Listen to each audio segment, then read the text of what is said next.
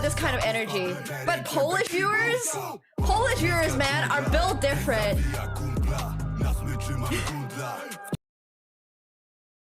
Siema. Hello? Wait, what? Hi, no, hello. Hi. Oh. Siema. Siema. Oh my god, are you guys at a business meeting? Co? Okay, Nemo, we're actually taking like big fun dinners, so we don't like speak Polish, any kind of. I can barely hear you.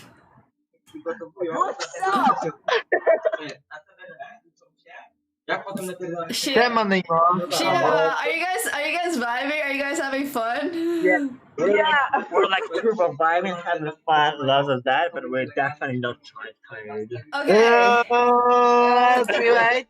I give you a levels. He's sober and he's totally really sober.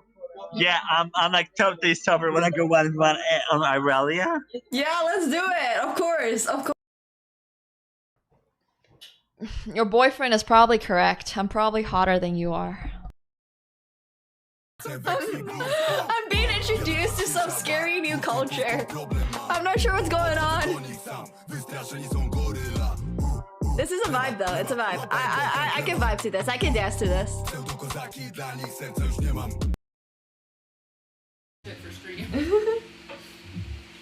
Does stream hear it? My mic never picks that up. Alright, do you decorate for Christmas? Do you guys decorate? I got a tree today. I thought I wasn't, So you are but we also. finally did. Okay, this is just a good one, and I want to. No, I'm gonna save it for later. What is it? I'll save it. They were coming up with more ideas that I just saw. Oh no. I don't trust these ideas. I'm down, it's but a I question trust for nothing. If everything works out this summer, right? As like Krechik and I don't kill each other and find out we really hate each other in real life, we're going to do like we're hopefully going to see each other more often. Like, you know what I mean? Like if we like as long as we don't hate each other, like I don't see why I'm not gonna go back to Poland like a little bit more frequently. So yeah, I mean I'd be down to play with Krechik. It's on him though. What time I'll play with Hikaru? It will be at 3 p.m. EST, so 9 p.m. Slip! Okay, look.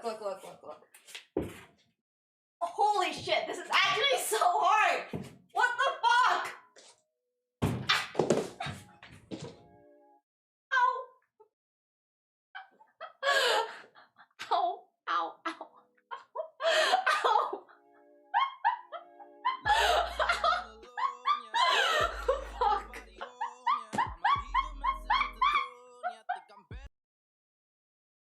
The first thing that man said was girlfriend. He really had to put it out there.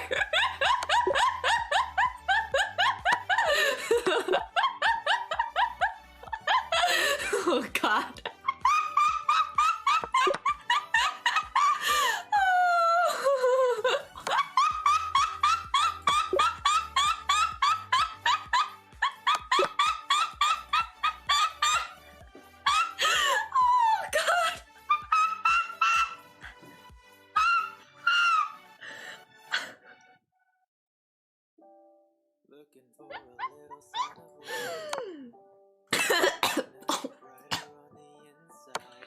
Bro, I'm gonna die. I swear I'm gonna die. I'm gonna go here. Man, I miss Krechik. Do you guys remember? Oh, I forgot I have makeup on. Do I want to draw this? No. I miss the old days when Krechik had time to chill with us and do podcasts with us. Oh, wait, that's Krechik.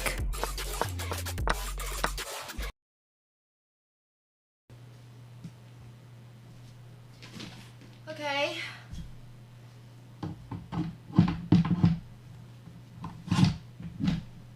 Like, it's just... Well, the other side is completely movable. The other side looks fine. No, it doesn't. It looks misaligned too. It looks misaligned. Everything looks misaligned. No, only this side is locked into place. The other side is completely just moved. Cillian.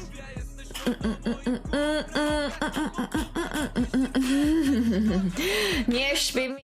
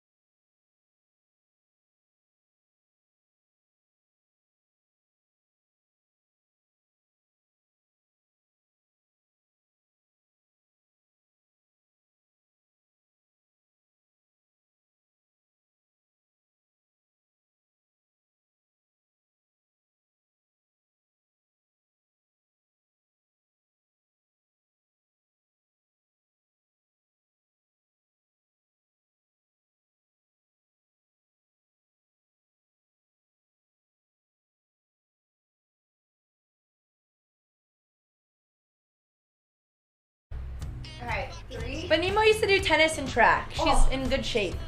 Used to be, long time ago. No, these are... Oh my gosh. Alright. It's hard. This is hard. No, these are very good. 6 more. Okay. You can take breathers if you need. Okay, let me know if you guys are able to see this. Hi everyone!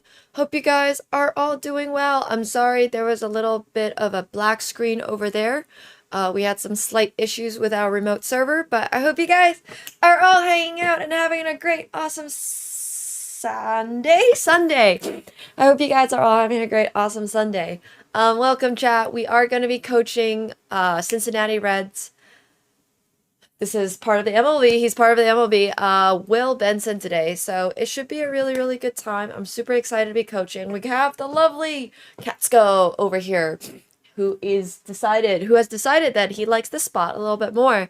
So yeah, we're gonna be coaching a little bit. Good morning, happy noon, good afternoon, everyone as well. Thank you so much, Miranda, for the Prime as well. Welcome to the pool party. Thank you. Hope you guys are all doing really well today. So yeah, I'm gonna hop on call with Will Benson, and that's I'm gonna coach the entire team of the Cincinnati Reds. Because how much worse? No, I'm joking. I actually have absolutely no idea how the Cincinnati Reds. Wait, why do I keep coaching people from Cincinnati? Or like not even coach. I'm not saying I coached Joe Burrow, but like I just realized bro's from Cincinnati as well. Anyways, kind of cool. So a little baseball and chess crossover. I am not moving to Cincinnati. I don't know how I ended up doing two different Cincinnati projects this year. I have a shirt from the Bengals. I think that I wore yesterday. That I like it was just part of my outfit. But yeah, anyways, so we just end up I don't know. Cincinnati's awesome. I actually really like Cincinnati. I know I don't travel in the US very often outside of New York and LA, but Cincinnati was actually kind of chill. I liked it. I liked it. But yeah, good morning, guys. We are going to be jumping into coaching really soon.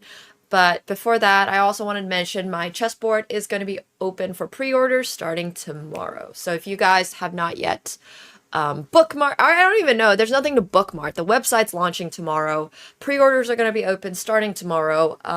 And the board ships out of the UK. So you know, it's going to take a little while still to get to everybody. You will not, unfortunately, be able to receive the order before December. Before Christmas. But it should arrive sometime in January, so I'm really excited about that. All of the details for it are going to be on the website when it comes to shipping. But everything is included in the price. So you just pay once and then, yeah.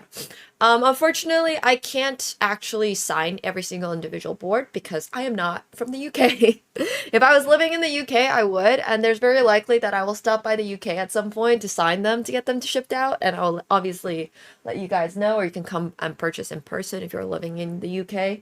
But I can't show you guys yet. It's going to be shown tomorrow on Insta with all the details. The visualizer for it's going to be the shipping price is covered in the board price. So whatever price you're paying for the board tomorrow, you are going to be paying for shipping, customs, and duties all together, unless otherwise mentioned. So just letting you guys know that. We have equal opportunity shipping here, which is free. So yeah, it should be a really good time. And then, aw, hell yeah, Pablito. I'm so glad you did that.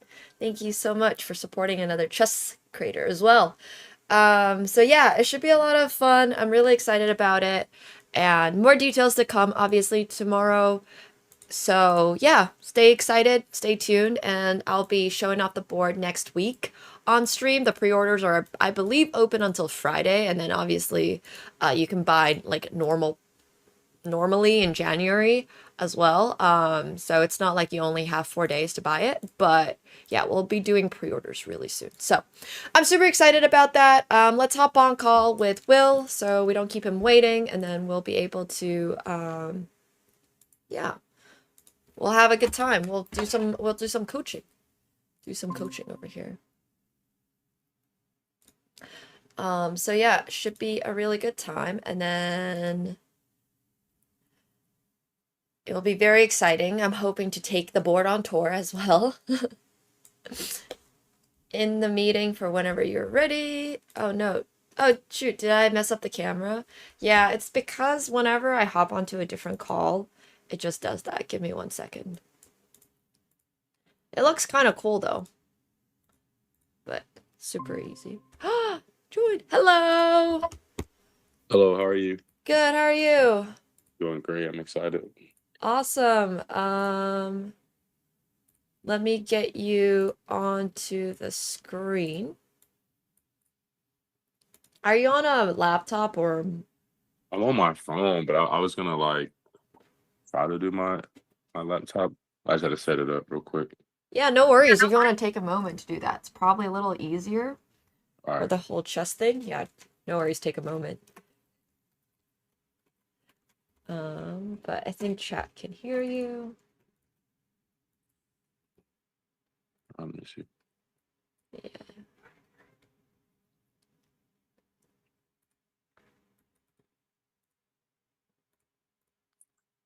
Yeah. He's loud and clear. Okay, awesome. I am just putting his camera up. Wow. I think it's working. Patsko is having a moment. I'll darken it out. Jeez. The little guy. Okay, cool. Awesome. I have you. Let me know if you're still able to hear me.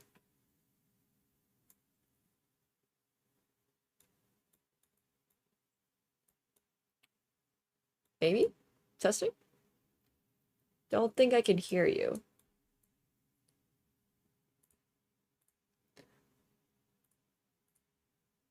Ooh, all right. I'm not fully sure how to get the mic working on that. Maybe it's just a Google Meet setting. All right. One moment. One moment, chat. Oh, he's gonna go get his mic. No longer loud and clear. Yeah. The struggles are very real.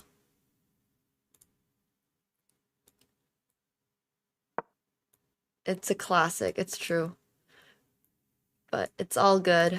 So for those of you who don't know, Will is going to be participating in Super PogChamps, which is going to be the PogChamps for this upcoming, I believe it starts on Tuesday, but I could also be wrong. Why is this not capturing chess.com?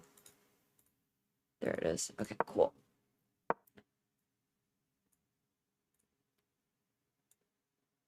So we are going to be coaching him a little bit. So it should be a really good time. On the 2nd. 2nd is a Tuesday, no? Tomorrow's the 1st, so the 2nd's a Tuesday. December is going to be perfect. You're going to know exactly what day of the week it is. See if this works. Can you hear me at all? Ooh. Loud and clear. Yeah, works great. Oh, are you able to hear me?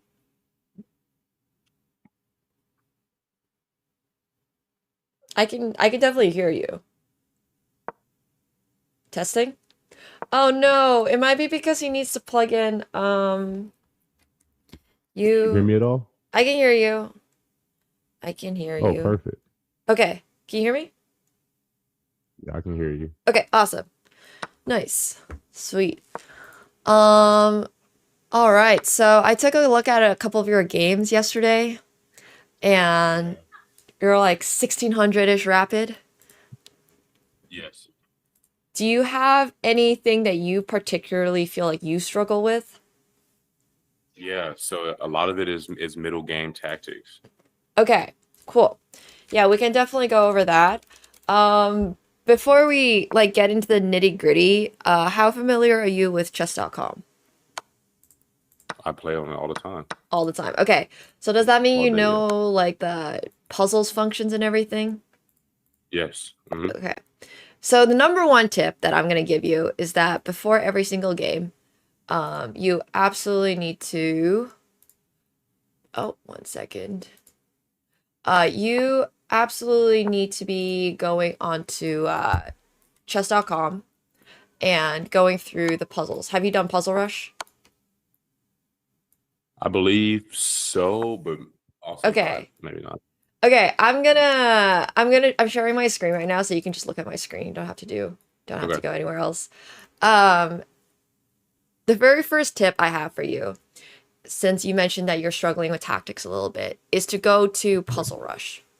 And Okay. this is for very specifically before your games. Like this is not I wouldn't use this necessarily as a training tool, but the way this works is you just go here under puzzles and then below that Puzzle Rush. And this gives you 3 minutes to do as many puzzles as you can possibly do. Okay.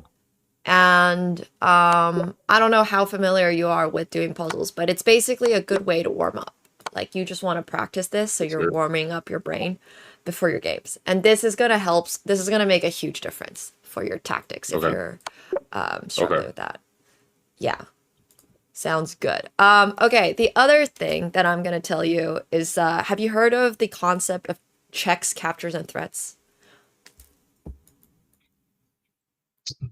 Yes and no. Yes and no? Okay. So it's like a little checklist that you want to go through every single time in a position.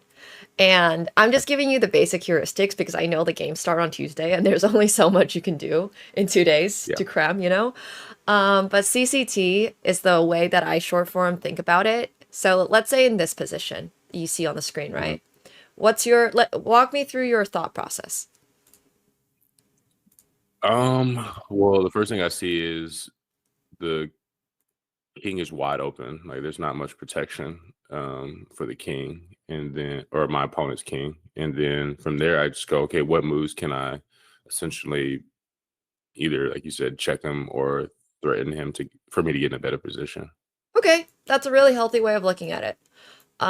So what would be your candidate moves? This position is pretty simple, so you know. Yeah, I would just move the rook up to that 8 file, c8. C8. Okay, Yeah. perfect. Yeah, exactly. Okay, cool. So you have a pretty good understanding of this, which is good. So that's what I would just recommend you doing is like warming that up over the course of Sure. just before the day. Let's But just go. could you elaborate more on that? That was it CCT, right? Yeah, Like CCT. Let me you give saying that's in like you. any position? Yes, so you should be using that in any position. So you're about 1600. Let me give you a set of more difficult puzzles, perhaps. All right, so this position is a little bit more complicated, yeah? It's black to move. Walk me through your thought process here. Well, again, it's like the king is in a very compromised position, right? Like not as safe as it can be. Mm-hmm. I see that. I think that's h3 immediately puts him in check, so that's a Yeah. good thing to do. Yeah, and then from there, that forces the king to move to the e1 file, and then from there, I could, yeah, from there I just kind of know that I could then go h1 to put him in check again, and then that forces him again one singular move to there.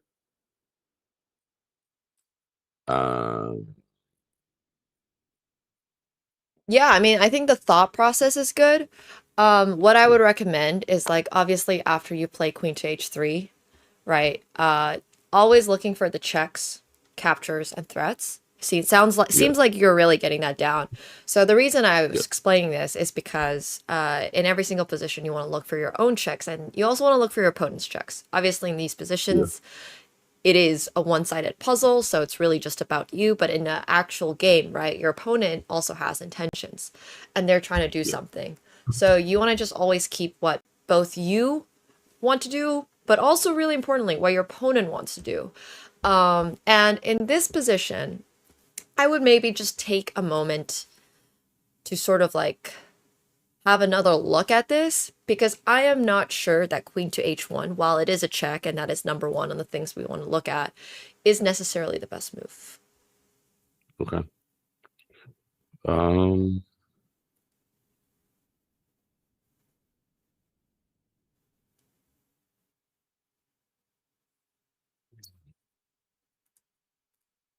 I guess the other option is, I mean, I don't think I would lose that exchange if I were to take the You mean on knight. f3? Yeah, Mm-hmm. It's that's not the not ideal. best exchange, yeah. But what about an idea like knight to g4? Like, this is not going to be the right move here, but I just want you to start thinking about like captures and threats as well, if that makes sense. Yeah. Like checks, Yeah, captures, for and sure. threats. So just always go down that list. So here, yeah, this is going to be good. I'm actually not exactly sure why. It's definitely not that. Yeah, Let me see. maybe Oh, it's. ooh, I think this is Mhm. this is a tough position actually.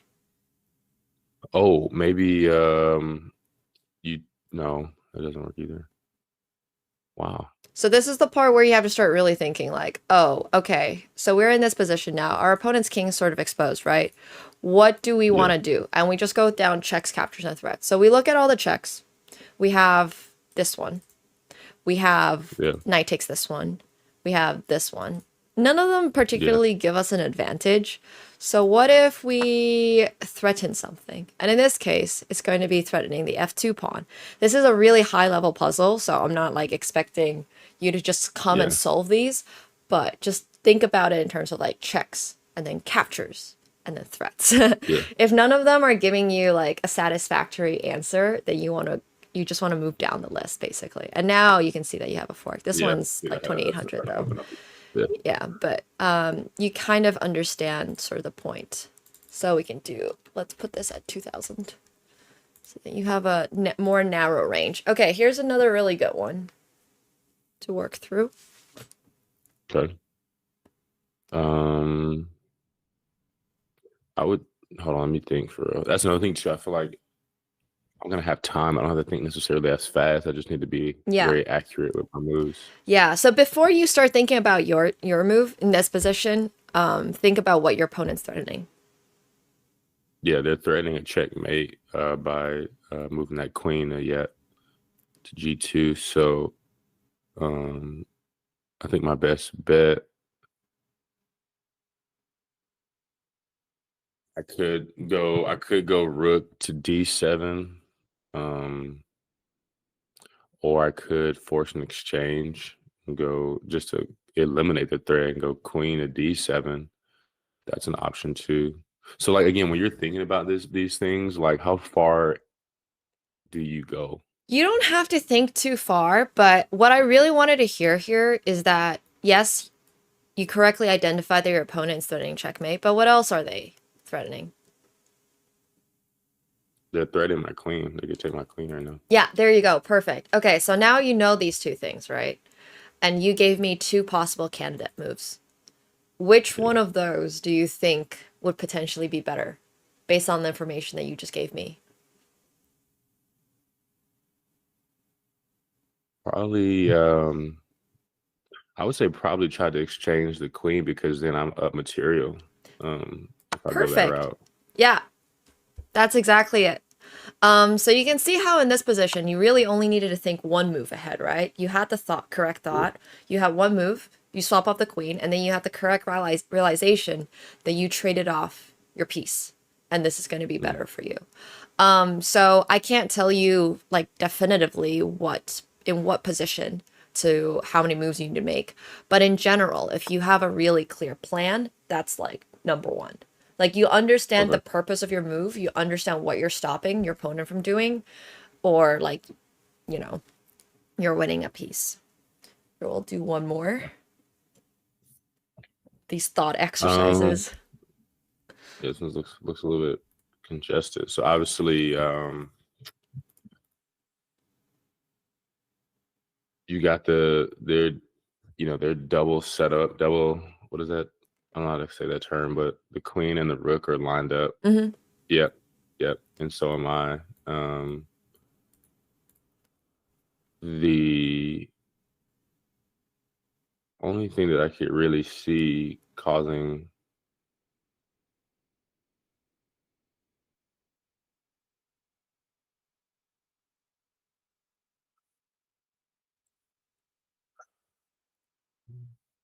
also like that bishop on A5 is like eyeing down my rook.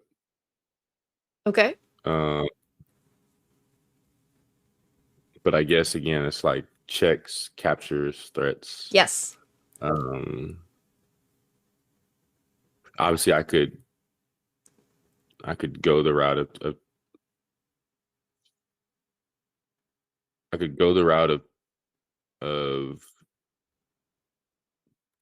of capturing their queen, but that doesn't really do anything for me. Yeah, that's a good recognition though that you can capture their queen. That's I can do that. Yeah, that's really good. Okay. And then I also could threaten the queen just by pushing my pawn forward. Don't necessarily know what that would do. But you recognize that you can, so that's also that's good. Yeah. Have we looked at checks though? Yeah, I mean, I was saying I could check with the knight, or I could check with my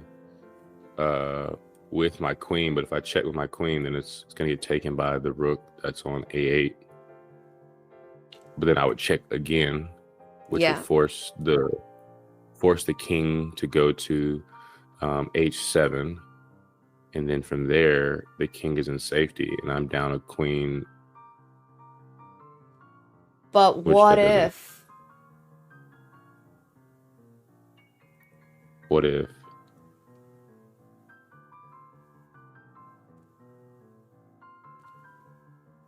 Yeah, this is a bit of a fun one because this one's crazy. I think it's easier if you get to this position and then you can see instantly what you missed. What I miss? What did I miss? Yeah. What did I miss? What did I miss? It's always Let's go. always checks, captures, and threats, right? Yeah, checks, captures, and threats. So obviously I could check them with the with the knight, but I lose that piece. He's also barreling down for checkmate, so that's not good. So if we know that they're barreling down for checkmate, and I've given you the hint of a check, and you already identified one of the checks, how many other checks do you have? I have 2 at the moment. Well, technically you have 3, but 2 is also okay. Hopefully it's the correct 2 that you saw. There's one correct check. Wait, There's one what? correct check. Where's Okay, the so other- here are the 3 checks, right? Let's go through it one by one. What check Okay. do you have with the rook? I just go over to the h8 file. Yeah, we lose the Yeah. rook, so that's not great. Okay, what check do we have with a horsey? The horsey, we've got. Oh, I just saw it. That's the 3rd one. Yeah, Yeah. knight to f8. Oh. Yeah. Oh. I know, right? Isn't it cool? Like, so this is a very different puzzle from the previous one, where the previous one you only needed to find really one move and the concept, which you correctly identified. This one was obviously a lot more technical, I would call it. This one's very much like a sequence of moves, and this is about 3 moves. And if you can find something like this, it's insane. I'm not expecting you necessarily to do so, but now obviously you can win this queen. You're up a whole rook, which is great, right? So you're probably going to win the position, and this is how you like execute your opponent, because otherwise you're out there grinding some of these positions that Grinding is correct. yeah, like if you play f5 here, this is actually really bad for you, because your opponent, like, you also correctly identify this too, by the way, your opponent's bishop is like barreling down your rook. This is a pretty uncomfortable position. So that just kind of shows the importance of middle games, tactics in middle games, because it's sometimes it's just something that is hidden, but it's there, and it's pretty cool. Yeah, for sure. Yeah, so these are really fun, and I would recommend doing these, like, give them like 5 a day, but like really go through the process. How good are you at endgames? I mean, I feel like I could be better. I think a lot of it too is the lack of understanding, like, principle and pawn structures, like the past pawn stuff. I can definitely get better at, because there's like times, right, where I'm in these games where I'll squeak by to the end game. I'm like plus, let's just say +1, right? And I find that, like, it really boils down to like how I strategically go about these pawns, Right. that dictate whether or not, like, I'm gonna win. I know the ruling about, like, if the king can catch up to the pawn. I know that, like, rule. I know how to, navigate that. But outside of, like, okay, like, this pawn structure gives you the opportunity to get past, like, I don't really know that for real. Okay, perfect. This puzzle is exactly that then. So it's very difficult to teach heuristics for endgames in one go, but I would take a look at this position. And it's black to play, and just give me your thought process. Like, what are your candidate moves? If you're ever stuck on a position, what you want to do is give yourself the number 1 move, number 2 move. Give yourself 2 candidate moves and pick between them and decide between them. Okay. Obviously, after having had an overview of the position. Yeah, for sure. Thank you, Lily. Welcome, guys. So I'm just thinking, right? Mhm. Immediately, I see this little, L shape, backwards L shape. If I take here, yeah. If I take, if E6 takes on F5, it's gonna have 2. That's like my technically that's my second option. My other option was just to keep pushing H5 up to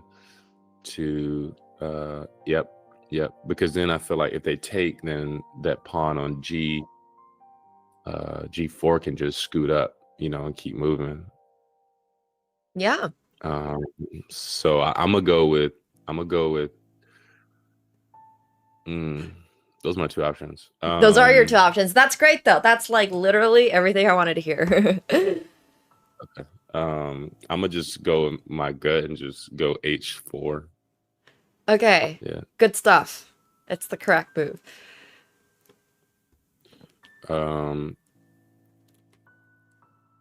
So now it's like clearly timing wise,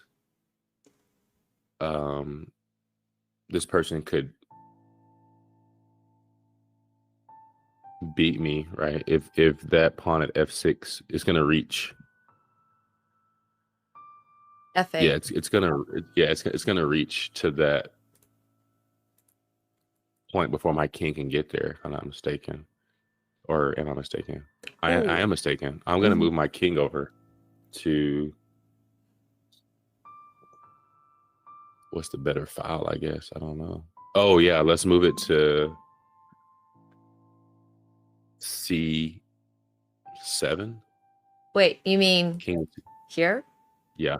Okay. Yeah, or yeah. This is D7, but yeah, because you're on D7, sorry. Yeah, D7. no, all good. But this is correct. The way that you're thinking about this is very much correct. The pawn would promote before yours does, so you have to move your king over. D7 is better than D8 because it stops the king from coming closer to. You're always trying to like stop your opponent's king from also approaching you. Yes. So now I'm in the driver's seat. Now it's just that pawn on on G4, just push it up. Yeah. And then obviously E to E7. Yeah. E7. And then you just take it and then you promote and you win. Yeah. Yeah.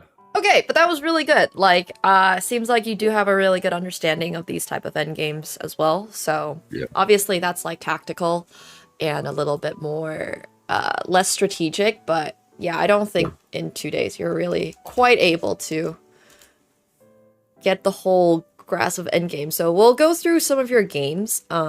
Yes, let's do that. Okay, this is kind of nerve-wracking, but nerve-wracking. Do you have any game that stood out to you as in oh my gosh, that was so hard to play, I have no idea what I was doing? I'm gonna be honest. Sorry, how do I say your name? Because I don't. Nemo. It's just Nemo. Nemo, just Nemo. Yeah. All right, cool. Nemo, I don't really necessarily have. I play so much that I couldn't even tell you. Like, oh my gosh. So I bet that it's just like I have 11,000 games. I play so much, so we can just pull up the last 5 games and go. Okay, sounds good. I'm gonna say that's probably not the healthiest, but that's okay. Yeah, you do want to have some. I love playing. Yeah, it's all good. You know, I love that you have a love for the game. Obviously, when you're playing for fun, it's like also a little different from playing to improve, but we're not gonna worry too much about that. Yeah. So it does seem like. How do you ever review your own games?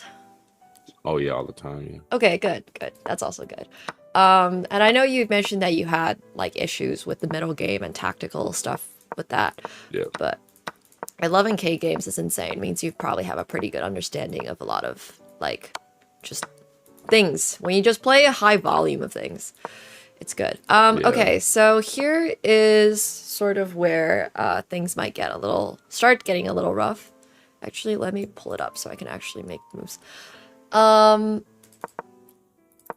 In this position over here, okay. I just want to understand like what you're thinking. Like, what are you thinking about this position? What's your thought process? Run me through that.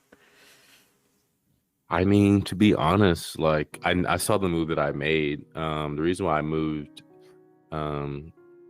F2 to F4 was because I know to attack the sun, attacking the center is a good thing. You know, that's kind of why I did that. Mhm. I think based off of, I guess, principles that I know now, checks, captures, and threats. There is a check possibility in this, but knowing that when I move the queen to, you know, that H5, like it's just going to be met with, you know, a pawn push, and then I just scoot back, you know. Yeah, that's good understanding. So I think F4 is a yeah. good move here. Like, I just wanted to sort of understand like how you think about it, but that seems really, really healthy. So F4 is great. You're attacking the center. Obviously, if they take, they're exposing their king, so they don't. So they play E4. Yeah. Now here, why queen to D2? Oh, so I did that because I was trying to set something up where if he does nothing, right, or doesn't pay attention, I was gonna move the knight to E2. no, knight to E4, like sack that. Oh, attack you're the threatening queen. this. Ah, I see. Yeah. Okay. If he takes that, then I'm able to take his. Actually, I'll be able to finish the game. Yeah, If he basically, takes it's that, checkmate. Good awareness. Yeah. That's why I did that. That was the reasoning behind that. Nice. So I would say the one issue you had with queen to D2 is perhaps you didn't think about how your opponent could defend against it. Yeah, for sure. And once you got into this type of endgame, it's pretty awkward because your pawns are like super scattered, right? All over the place, yeah. Yeah, you can kind of see how they have a really nice 2 different pawn islands. You have 3 different pawn islands. So that's just not like great. Wait, that's another thing I guess I need to understand too. Like, if you're able to keep your pawn structure together, does that more times than not increase your success rate in games? Yeah, basically that sums it up. So typically having 2 pawn islands is better than having 3 pawn islands. This matters a lot more when it comes to endgames, because endgames are when they actually get weak, because during the middle game, like you have so many pieces to protect everything. But that's a pretty decent heuristic, is that you don't want to have pawns that are standing solo. Like you don't want isolated pawns, and you don't want pawns that are like all over. So having lesser pawn islands is good. But you know, I think this was something that you always have opportunities to kind of go for. like this is I love the idea you had behind queen d2, because this is how you set up for success, right? You hope your opponent doesn't see something like this, but unfortunately they did, so they played this, and now you go here. But it's not the end of the world. They're not up material or anything. The fact that, you know, your opponent is found a move doesn't mean they're not going to make mistakes in the future. So that's what I'm saying. But also, like, I was just thinking, like, because I'm about to play people that are like 2,000, right? Yeah. I can't afford to do that, right? You can't really afford to do it, but also at the same time, you want to give yourself the opportunity to win. Does that kind of make sense? Like, if you just sit around and do nothing the whole game, that's not going to be a fun game for you, and you might lose a slow, painful death. So you might as well go for things. And, like, it doesn't mean that you're necessarily always, your opponent always has a perfect response. Like, it's good that you have this, like, idea that you want to attack the center, you want to go for these type of moves. However, here, I do want to go through a potential move you had. Oh, you did find it. Okay, good. Bishop d6 is awesome. You take the exchange. All right, this is great. This is all really good stuff. I was going to say if you saw it, but you did see it. Okay, here maybe let's pause for a moment. Okay. Why pawn to c4? Oh, because I just saw it was hanging. So I thought that'd be an opportunity to create an isolated pawn for my opponent, so that it would look, or so that, again, that pawn wouldn't be taken freely, because I had no other way to protect it, I didn't think. Oh, I could go king. But yeah, I thought, why not create an isolated pawn for my opponent by doing that? That was my thought process. Okay, but did this create an isolated pawn? I mean, I thought, or not isolated, but double pawn. Yeah. pawn. Yeah, that's what I meant. Sorry. That's a good way to think about it. However, in this position, we maybe want to adjust our goals. It is good that you're like giving your opponent double pawns. However, is this really that like helpful for you? Like, let's take a moment. Not all double pawns are created equal. Your double pawns sucked. Like, really sucked. Yeah. So, what about this? Are these double pawns really that bad? Not like, I mean, in some form or fashion, it probably creates a different level of strength too. I mean, for the 20 gifted. Thank you. But no, yeah, that's not as bad. Yeah, these are not like weak isolated pawns, right? This double pawn here is actually defending his center. This double pawn has a clamp down on your like position here. This is not a double pawn you want your opponent to have. Yeah. So now knowing that, what would we have played? I think my focus was to protect that pawn on c3, so I might like move my king up to d2. Mm-hmm. Just to protect that. Perfect. Yeah. Also, we are up in exchange, right? Yeah, we're up in material for sure. Yeah, we're up material. So when we're up material, typically we either want to make 1-for-1 trades so that we can go into endgame with our extra material and then sort of like close out the game, or we want to make sure we don't lose more material, basically. For sure. Just like pretty simple. So what's the best move that they say? King d2 is the best move. Oh. Just defend this. Yeah, because you don't want to give your opponent opportunities when you're at material. Now they've got the opportunity to come over here. They've got this knight c3 idea with checkmate, which, yeah, now they just win all the pawns here, right? So it's a little awkward. I like what you did here with the double rooks and going for f7 and being active. It seems like you have a really good handle on being active, which is awesome. And obviously, like, a lot of things are going to happen. So this is just one of those situations as well, where it gets a little tough to play. So we're not going to go into the nitty gritty of it, but. Did they resign? He timed out. He just tapped. Oh my gosh. Oh, he timed out. Whoa, yeah, you beat him with 5 minutes on the clock? Yeah. All right. That's a good sign. Fast player over here. Well, yeah, that's what I'm saying. I think I'm going to have an advantage because this Pog chance is 10 minutes, but it's like the 5 minute. Yeah. Like 10-5. So I'm going to get a little extra. Yeah, it's 10 plus 5. So quickly. That's good. All right, cool stuff. So yeah, I would just say in that position, you really wanted to identify your advantage and then be like, okay, this is what I'm going to go for. Let's take a look at this one that you lost as well. But I think in general you're doing pretty well. I saw you play this King's Indian structures. Is this anything you've looked at or just something you were like, I'm gonna try this? I mean, I've studied it for a little bit of time and then I just kind of play off feel. I just know like in the King's Indian, the biggest thing I take away is I want to win I believe it's like that D4 pawn, like in the D or the I think it's E5 square. Like that's my main point of attack. Great. Yeah. Perfect. That's basically the game. Yeah, that's effectively the game. It's also great that you know like these type of lines. But yeah, we'll take a look. So these are going to be really interesting games because they can be really tactical.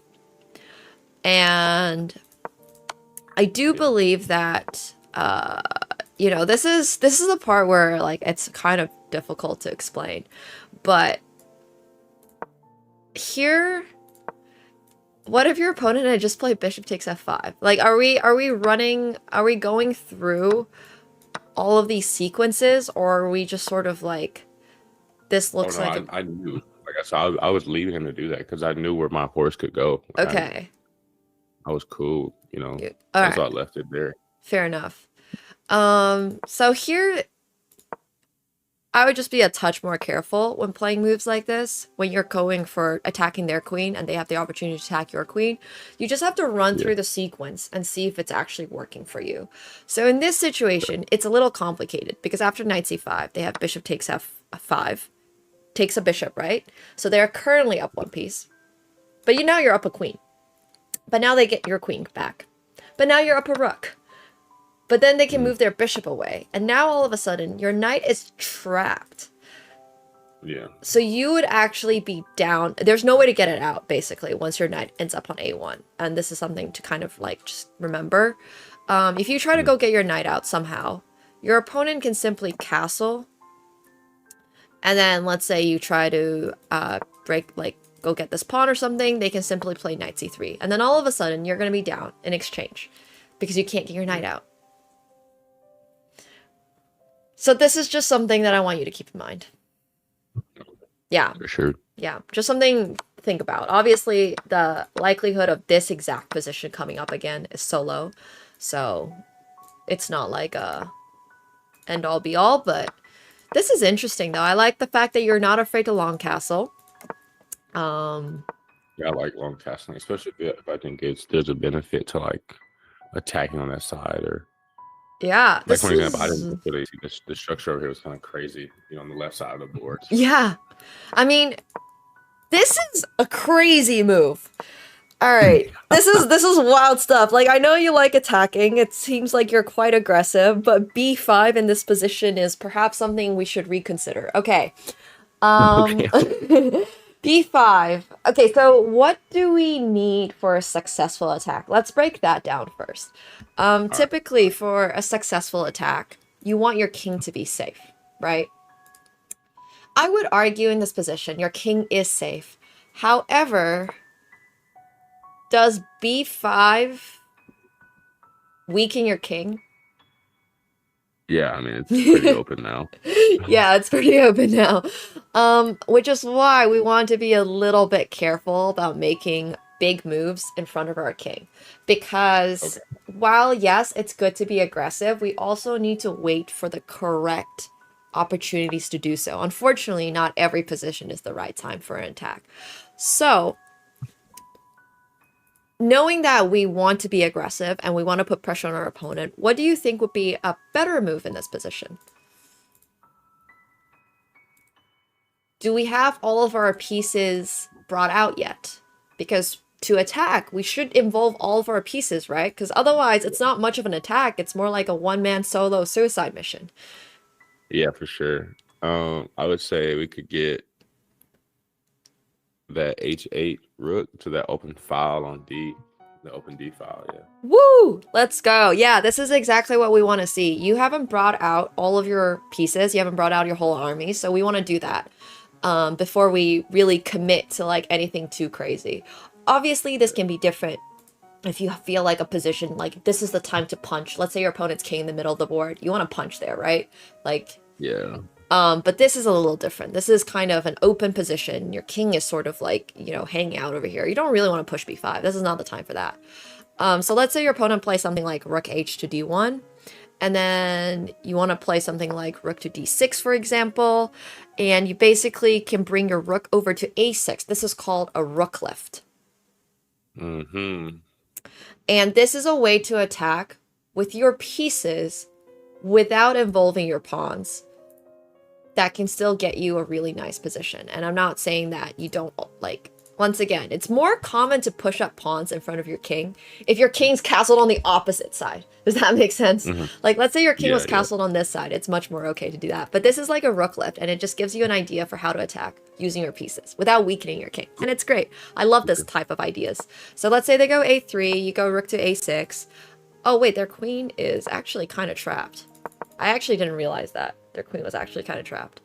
So the engine recommends them to sack their queen. Obviously, no sane human is going to do that at like 1900. But you can kind of see how just like bring your rook out, threatening, making this simple threat is like so impactful. Yeah. Like the literal engine best move here is rook a6, and then queen takes a6, and it's like, okay, you have a queen now for 2 rooks, which is pretty good. Yeah. So yeah. Obviously, if your opponent goes for something like this, you got opportunities. You got a lot of opportunities. Queen b3 is very exciting because you are giving check, and I know we just went through checks, captures, and threats, but I also want to follow up with checks, captures, and threats that we only really want to give checks if it's checkmate or if we can win something or if we're like actually improving our opponents, if we're improving our position. Because one of the problems of when you give a check like this, like now, when you play queen to b3, is that you're actually chasing your opponent's king to safety. Now they're going to go king e1. Now they're going to go king to f2. And now they're going to bring their rook back out. And you just help them transition from a long castle to a short castle where they're actually safer on the short side. Right.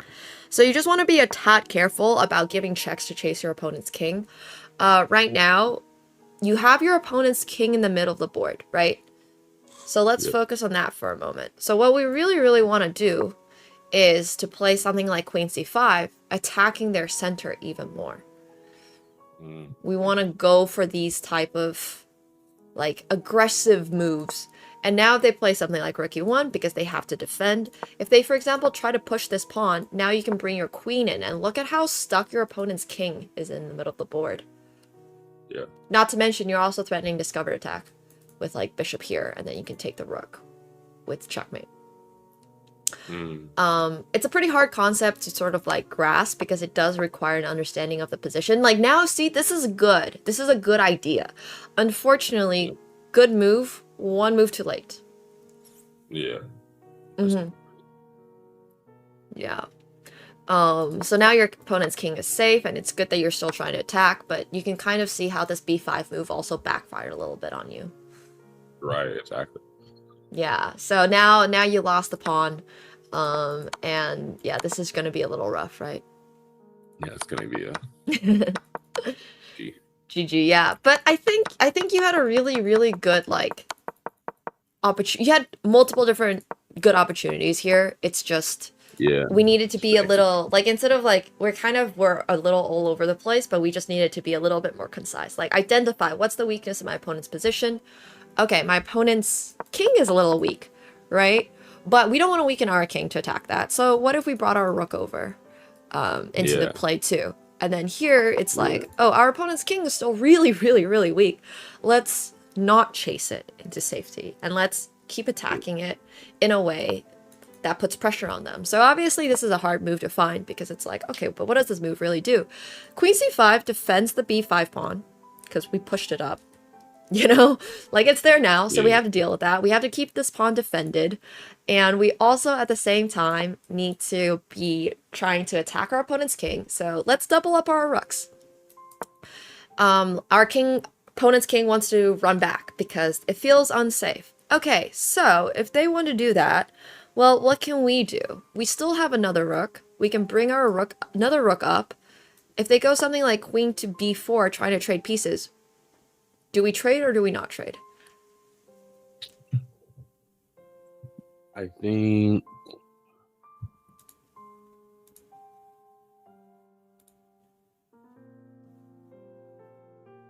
we trade because it just messes up their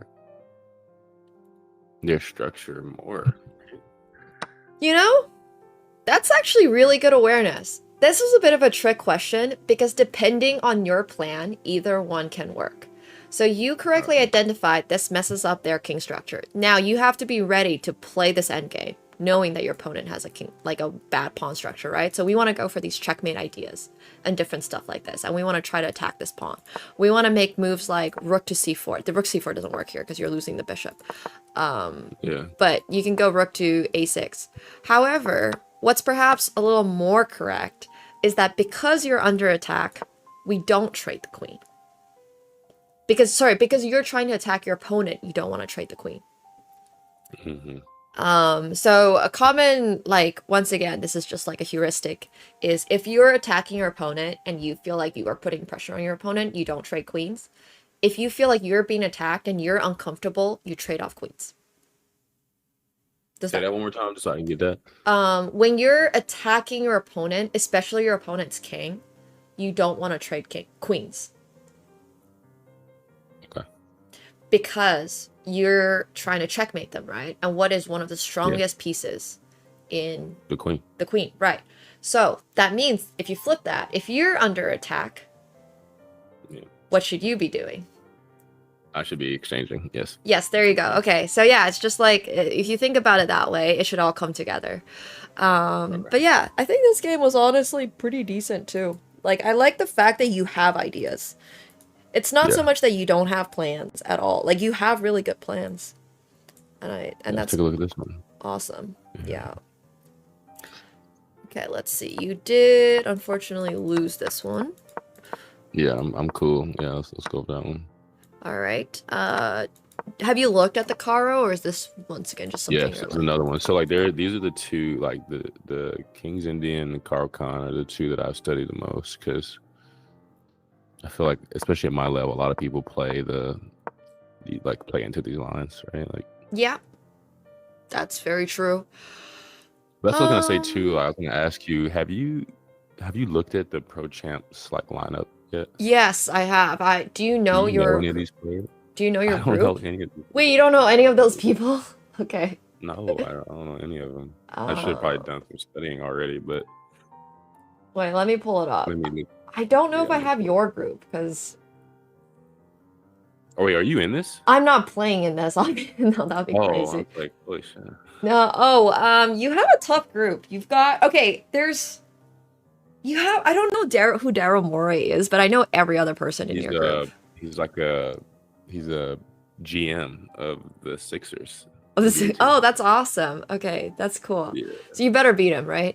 I told her, I said, I just want to play him because then hopefully I can, network and sit courtside every day. It's a double round robin. You play everybody twice with white and black.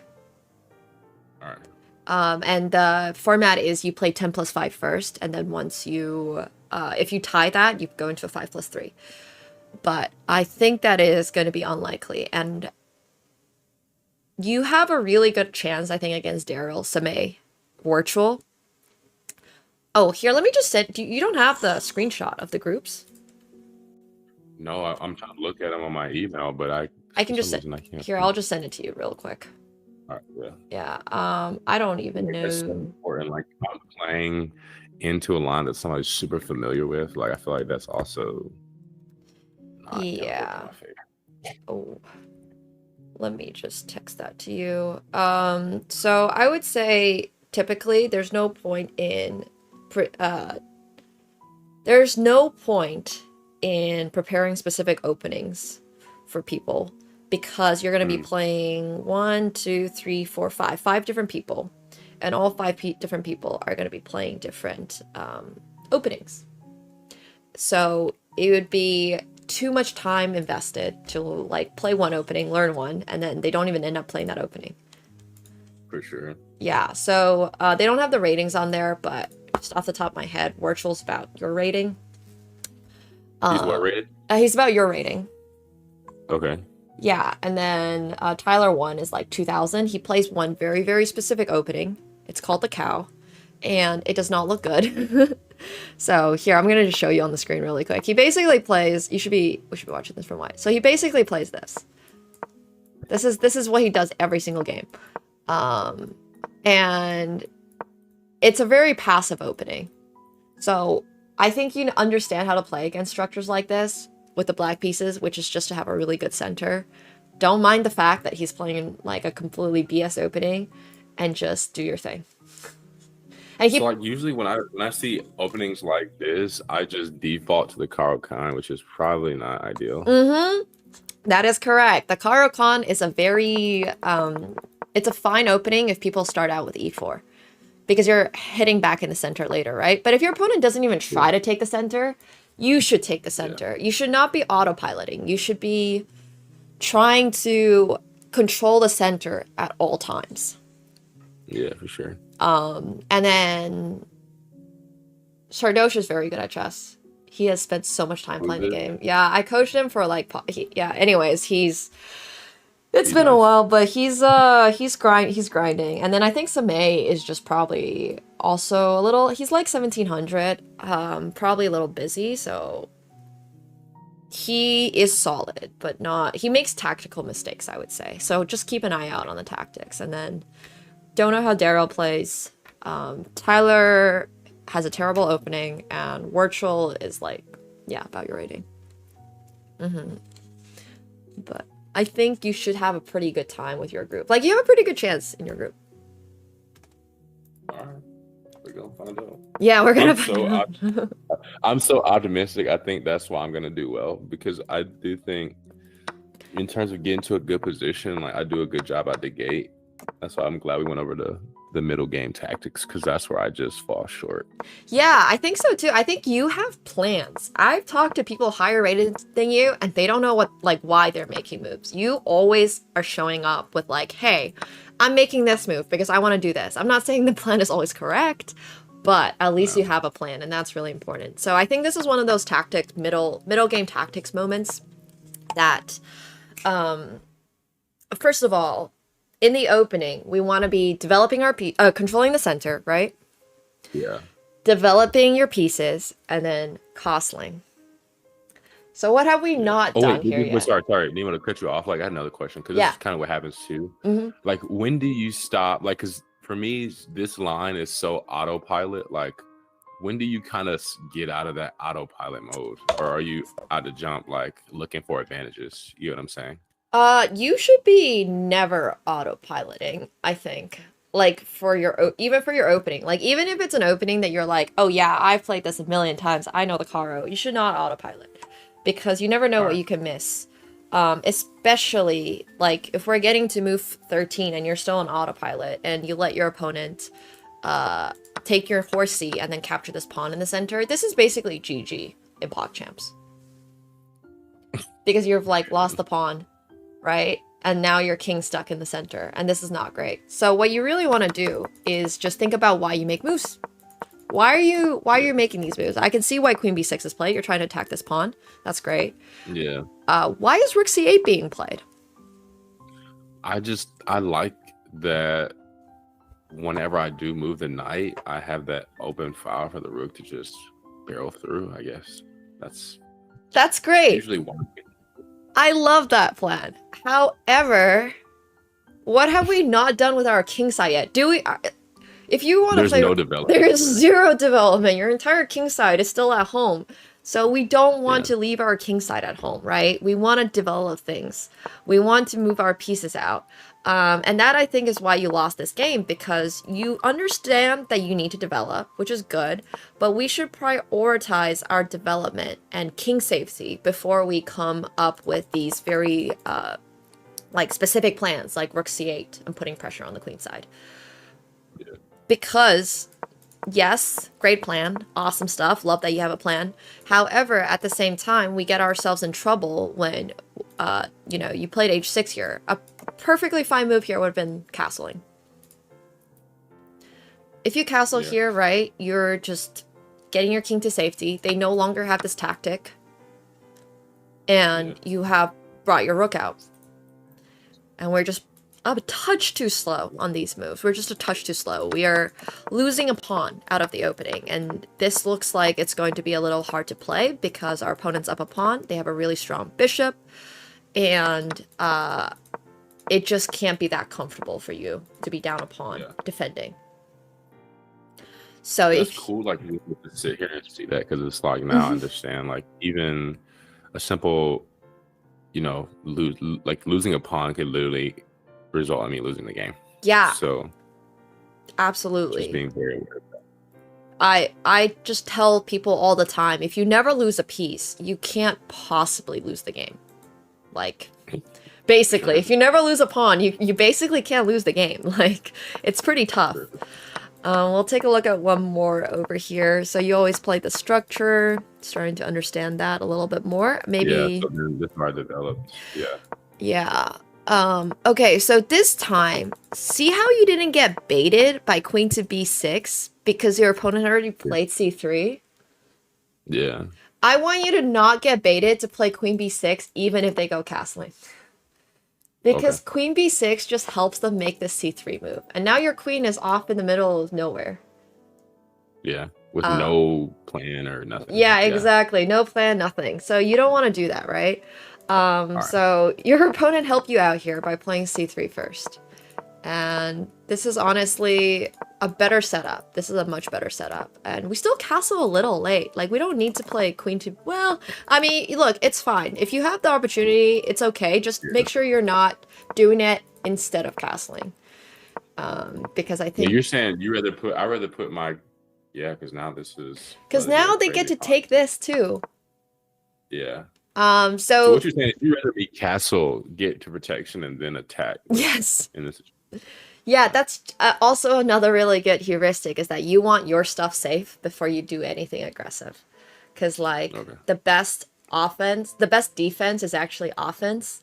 So if your opponent understands this concept, if you're attacking them, maybe they can just hit back at you with your king still in the middle of the board.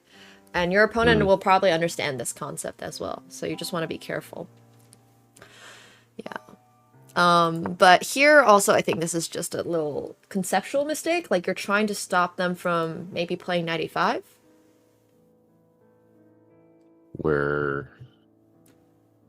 By what move did I do? Sorry, you can pull it back. You played bishop d6. Yeah, I don't know why I did that. Like, that's actually a move. I have no idea why I did that. All right. Because in reality, I know that's going to create a jacked up pawn structure once you take. Yeah. That might have been a blunder for real. Yep. It's a straight blunder. You're aware. That's good. And I think we can just pinpoint this game's loss to probably that exact move, unfortunately. Yeah, to that exact move. Yeah. Which is crazy work. I know. So crazy. I know. It's wild stuff, right? Like, you can just make all these little adjustments and it'll probably go so much better. How do we lose It'll change the outcome of the game. Yeah. It changes the whole outcome of the game. Let's see. It's crazy too. This is probably not a good thing, but sometimes I'm like in dad mode, so I'm like with my kids. Yeah. Do something stupid. Look, we won't hold that against you because if you're in dad mode and you're distracted, things happen. Things happen. But as long as you understand why that was not a good move, this just seems like a game you might have exited, so we're not gonna talk. This is literally a dad mode game. This is a dad mode game. Yeah, kid has an emergency. All right, let's end on a game. Oh my god! Can we let's do the draw game. Let's do the draw game. The draw game. This one. Okay. I believe I had an advantage in this game, and somehow this person could be wrong too, though.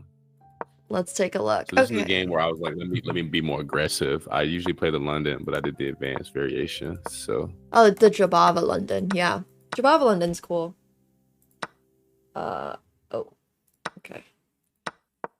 Got an update from chess.com. Okay. This seems fine.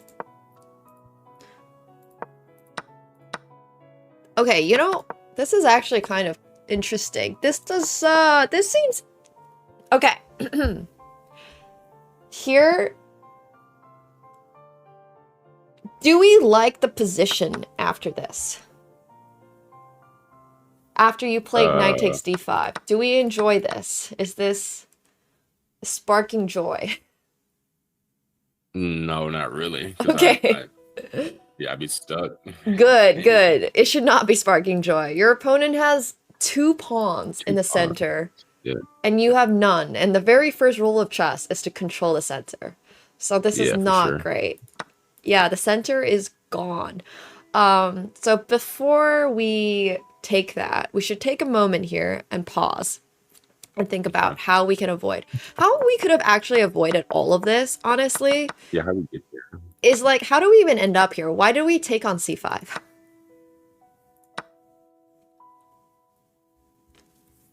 Oh, because I took there, and I usually like to do this because I thought you want to have control of a file, and by moving,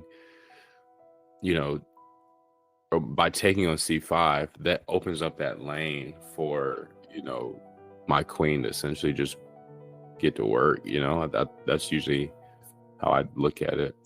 Wait, where's our queen going? I'm just saying, like, in general, like, this file is now open, and my queen is in control of it. Okay, but would you argue that your opponent's queen is maybe in more control of it? I guess, yeah, if they were to pull the rook over, then they would. Right. So there are times when d takes c5 is fine. I think this is not one of them Okay. because we are solving our opponent's double pawn issue while removing our own pawn from the center. These 4 squares Yeah. is what we battle over the What if, whole what game. if he takes it though? What if that person takes Well, it? if he takes it, then you take back with the pawn. So that's actually why knight a4 is the best move in this position. Because if they take, you take back with the pawn. And now you're stopping c5. They can't push c5 to hit back at your center. You have 1 pawn in the center. And then you can park your knight on c5, potentially. They have an What if isolated they go pawn. e5? If they go e5, now you can take. And then you play your rook over. And this gives you an active, like, just middle game position type situation. And then the queen has to go back, and now maybe you have more ideas with like queen to d4 or something, right?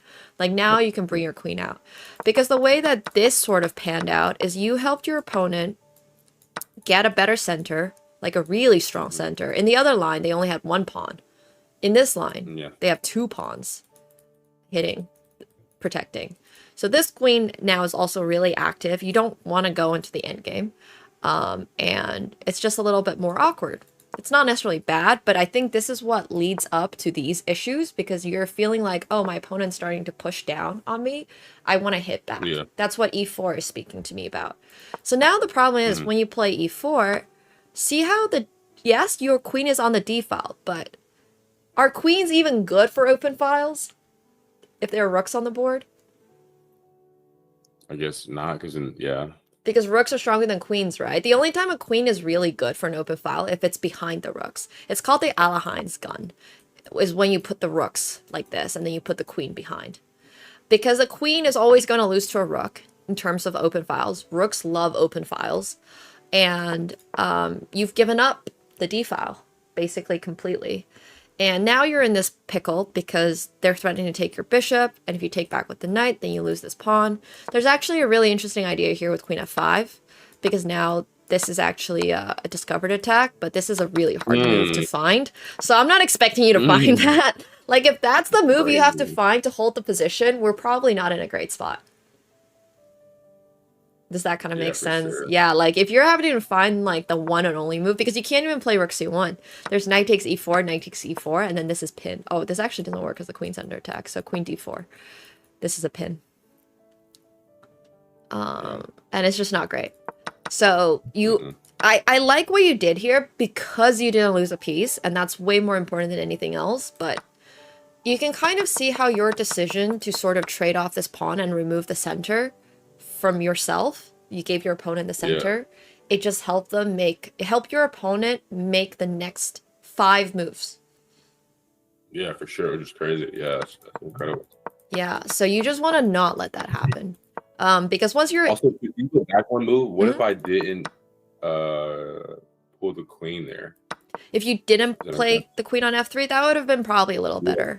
I would say queen e2 is probably just the better move. You're holding c2. You're holding your bishop. I know, I absolutely understand you want to hit c6. That's probably why you play queen f. Yeah, because I think you're very aggressive and you're always trying to go for the attack, which is amazing. But unfortunately, sometimes that does backfire because it does line up your bishop and then it sets up for some nasty tactics. So we just want to be a touch careful. But honestly, all of this could have been avoided if we just didn't give the opponent the center. For sure. Yeah, only open up the center if you're ready for it. Like, have all your pieces over here. Like, a time when you can take on c5 is, for example, if your bishop's on f3, your queen's on e2, your rook's on d1, your other rook's on e1, and then maybe you can take and then push e4 or something. But until you're set up for it, you just don't want to do it. Okay. Because it's tough. But yeah, we can take a look at the rest of this. That's a free bishop. Yeah, blunder. Fair enough. Happens. But you still managed to pull a draw. I mean, this is completely lost. Yeah. But a really big skill in chess is also not giving up and fighting, which is, yeah. That's a good trait to have. Never prematurely resign. And you're also really fast, so you can put a lot of people under time pressure. Yeah. But yeah, I mean, this is like, you know you're lost, you're doing your best. Wow, your opponent literally has mate in 5. How did this end up in a draw? I'm so confused. Okay, by all means, you should not have drawn this game. It's funny, I thought that was my. That's crazy. You got a stalemate, yeah. Oh my gosh. Oh. Oh, Easy nice. practice. Okay, good. Just keep doing that. Yeah. Just Keep doing that. yeah, keep doing that. Keep getting stalemated when you're completely lost. That's also a great skill to have. But yeah, stalemate's wild. I mean, that's good though. But it's good that you never gave up. Yeah, no, I was crazy. I thought that game was different than what it was. I forgot. Yeah, I had plundered that one. Yeah. That bishop. So it's really cool though to hear, like, again, how little moves, especially early on in the game, could really just dictate the outcome of the game. And that's even for me. I'd be obviously to be careful, but noticing that in my opponent too, like when they fumble, like I have a great opportunity to capitalize. Yes. On that mistake. All right. Yeah. I think you have really good understanding of the game. I think you have like good tactics awareness. Just I would recommend doing those puzzles leading up to the event, making sure you're warmed up for the day of the event as well. Just like, you know, do a few puzzles beforehand so you don't miss tactics. And then other than that, it's really just comes down to, yeah, like being a little more solid. Using using some of the concepts we learned today and implementing that in the games. But other than that, perfect. I like your game. It's good. It's good stuff. We're gonna have fun. Yeah, and don't forget to have fun. Yeah, we'll see if I can make it. I told myself like I would like to be. Obviously, it's gonna be tough, but I would at least like to make it to the next day and get in the quarterfinals, finish, you know, top 5 if I can. But yeah, you know, that'd be awesome. No, you should. It's a good goal to have. But yeah, if you have any questions, just text them over. If you have any games that you felt like I have no idea what happened here or why I lost this, feel free to just send a link and I'll give you a quick message back. Okay, cool. Yep. Well, thank you, Nemo. Thank you for taking time. I know you're busy, so I appreciate it. Thank you. You're in dad mode, so you know. Yeah, for sure. Thank you so much. You have a good rest of your day. You too. All right, take care. Bye, Will. Good luck. Bye. Thank you. Bye. Yay! That was fun. I hope you guys learned something. This was a 1600 lesson, so a little bit we're jumping all over the place in terms of our lessons. We had one yesterday for 1900. Today was with a 1600. This is actually a pretty skilled PogChamps group. I remember for some other PogChamps, I was literally teaching how the knight moves, how the horsey moves, like not even joking. This is not even a meme. I was literally coaching for some of the other PogChamps. This is how the horsey moves. This is how the bishop moves. Yes, the knight can jump over other pieces, but unfortunately, the bishop can't. 1900 was Sonic Fox yesterday. Sonic is, and I guess we've done 2 sessions with Sonic, but one of them was in VR chess. So, yeah, this is a high-skill PogChamps, which is honestly great, but it's a lot of fun, and I hope you guys all managed to learn something as well. Will is great. I really like the way he plays the game. He is playing it as PvP. He's playing it as PvP game. Some of my students don't play chess like it's a PvP game. Some of my students are very happy shuffling pieces around for a period of time, and I'm just there like, okay, but what are we actually trying to do? Karpov very famously said, having a bad plan is better than having no plan at all. PvP means person versus person. Some people play chess like PvE, like person versus computer. Yeah, some people play chess like it's The Sims. And I'm just there like, okay, but like, what are we doing, bro? Anyways, I hope you guys enjoyed that session. If you're watching on YouTube, you guys should come over to Twitch so we can continue the stream. We're going to be playing in a Big O free roll, which is one of the games that I have been playing. I'm supposed to not be playing mixed games anymore, so I'm only gonna be playing free rolls.